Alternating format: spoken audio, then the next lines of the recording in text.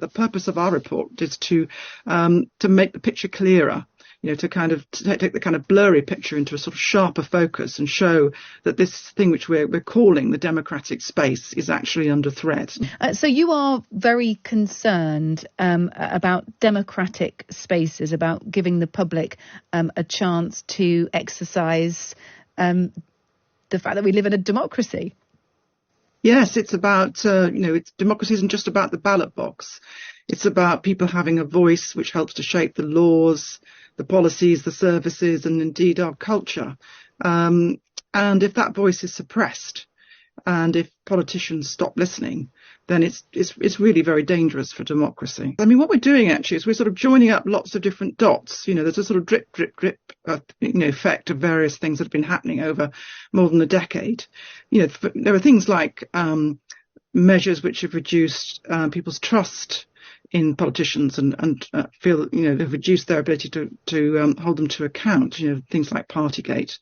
There are things like reducing the right to protest peacefully, which, when we saw it during the coronation, people were actually arrested before they'd even been able to protest. Even an innocent bystander was arrested and put in jail for quite a long time that day.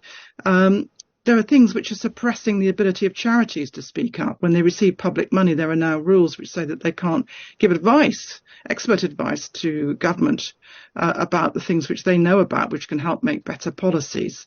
And then there's this trend which we're seeing, which is rampant in the States, but is just beginning here, I think, where you see politicians starting to attack key elements of our democratic space, our democracy, like the civil service, like charities, like lawyers, they call them lefty lawyers, the judiciary.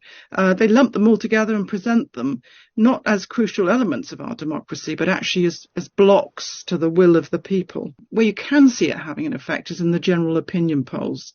That sort of sense that people have, that they're not being listened to, that they don't have control.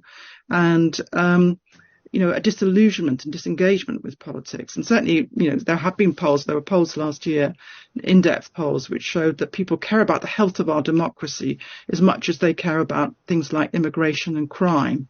So I think it's rising up the agenda, but the purpose of our report is to make the picture clearer, to take the kind of blurry picture into a sort of sharper focus and show that this thing which we're calling the democratic space is actually under threat. Yeah. And politicians continue with that, then it continues to reduce their legitimacy and ability to deliver for the people. There's also, social media platforms. Surely having a voice, having more of a voice on social media platforms, using citizen journalism, surely that is good for democracy. Surely that's an improvement against, limits on the right to protest, etc.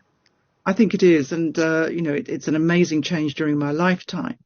But at the same time, the quality of debate is often becoming very polarised, and there's some issues which it's very hard to talk about without ending up shouting at each other. So I think there's a kind of mixed blessing there. But what I've certainly seen, and you mentioned that I was the private secretary to Margaret Thatcher and John Major, I've seen such a huge shift over my lifetime. When I worked with those prime ministers, there was no question of them lying to Parliament, deliberately misleading Parliament, as we've seen recently. They had a real respect for our institutions. Margaret Thatcher said it's the first duty of governments to uphold the law. And yet we've seen, there was a law passed last month, the illegal immigration bill, which breaks international law. I think she would have been horrified by that.